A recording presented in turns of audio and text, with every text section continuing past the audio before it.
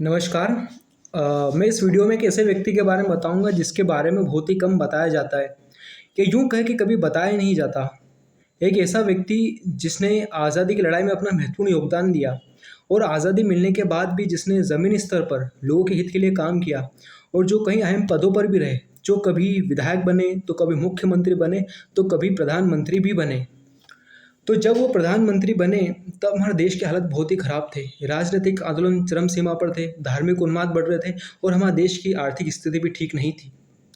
ऐसे में एक दक्षिण छोर से आने वाला व्यक्ति जिसने देश की बतौर प्रधानमंत्री बागडोर संभाली और देश को एक नई दिशा और दशा प्रदान की, वह है पीवी नरसिम्हा राव। जब पीवी नरसिम्हा राव जी प्रधानमंत्री बने उस समय गठबंधन की सरकारों का दौर था। कोई भी पार्टी अपना 5 साल का कार्यकाल भी पूरा नहीं कर पा रही थी। ऐसे में सबसे बड़ी चुनौती थी अपना 5 साल कार्यकाल पूरा करना।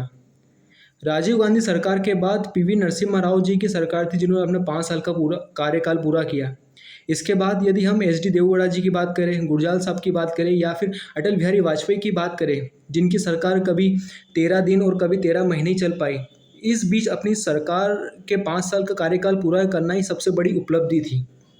उसके बाद यदि मैं इनके कामों को गिनाऊँ, हम सबको पता है कि 1991 एक ऐसा दौर था जब आर्थिक मंदी छाई हुई थी। देश में केवल 15 दिन का पैसा बचा हुआ था और हमारे देश का खजाना भी विदेशी बैंकों में गिरवी पड़ा हुआ था। ऐसे में वित्तीय आपातकाल लगाने तक की नौबत आ गई थी। तो वो केवल पीवी नरसिम्हा राव जी थे जिन्होंने लाइसेंस राज को ख़त्म किया। पहले सुई बनाने के लिए भी सरकार की परमिशन लेना पड़ती थी, पर जब पीवी नरसिम्हा राव जी ने आर्थिक रूप में सुधार लाने के लिए लाइसेंस राज को ख़त्म किया और एलपी मनमोहन सिंह जी की मदद से एलपीजी रिफॉर्म भी किया, जो कि सबसे बड़ी चुनौती थी उस समय लागू करने की। क्योंकि जब हमारा देश गुलाम हुआ था तो वो केवल एक ही कंपनी के कारण हुआ था, जो कि ईस्ट इंडिया कंपनी थी। और आज़ादी के बाद हम नहीं चाहते थे कि कोई दूसरी कंपनी हमारे देश को वापस से गुलाम बनाए। वह केवल पीवी नरसिम्हा राव जी थे जिन्होंने सारे विरोधों को अलग करके देश हित में एक नया निर्णय लिया, क्योंकि आधुनिक युग की डिमांड थी कि एक हम पूरे विश्व से जुड़े।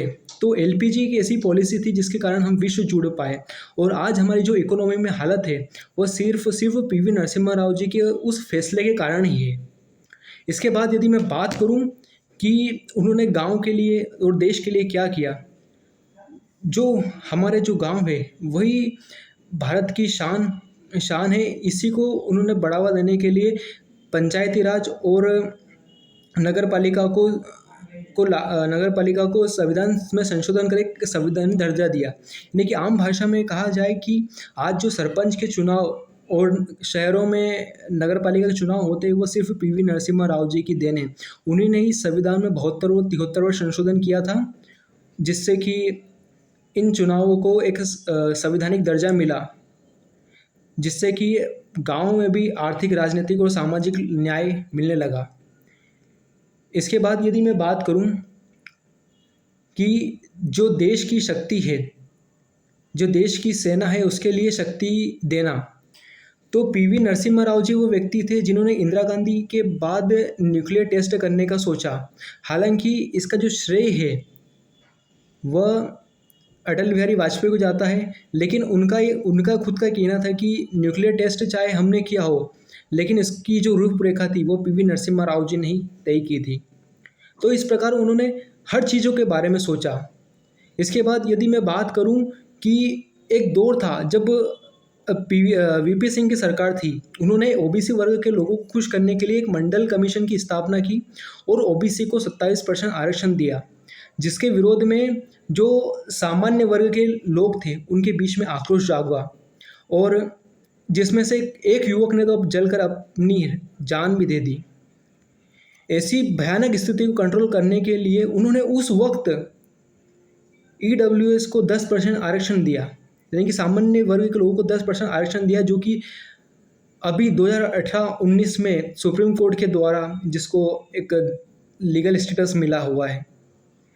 तो इस प्रकार की सोच रखने वाले व्यक्ति को आज हमारे देश ने भुला दिया। जब उनकी सरकारें थी तब बहुत सारे भ्रष्टाचार के मामले शामिल हुए आए थे, जिसमें एक सबसे बड़ा घोटाला था हर्षद मेहता घोटाला, जिसके ऊपर एक मूवी बनी हुई है। उसमें हर्षद मेहता जो कि देश के साथ इतना बड़ा खिलवाड़ करता है उसको एक हीरो की तरह ट्रीट किया जाता है। और वहीं एक ऐसा प्रधानमंत्री जिसने हमेशा देश के बारे में सोचा, देश के लिए सोचा, उसको उन्हें मरने के बाद भी उन्हें समाधि तक भी नसीब ना हो सकी। और शायद ही भारत में ऐसा कोई व्यक्ति होगा जो पीवी नरसिम्हा राव जी के बारे में अच्छे से जानता होगा और उनके कार्यों को जानता होगा। और शायद ही ऐसी कोई सी उनके नाम से कोई इमारत होगी, या फिर शायद ही ऐसा कोई रोड होगा जो उनके नाम को दर्शाता होगा। तो कहने का तात्पर्य यही है कि ऐसे व्यक्ति जिसने इतने बड़े बड़े फैसले लिए और देश हित में फैसले लिए, उन सभी को उन उन लोगों उन्हें हमें याद करना चाहिए।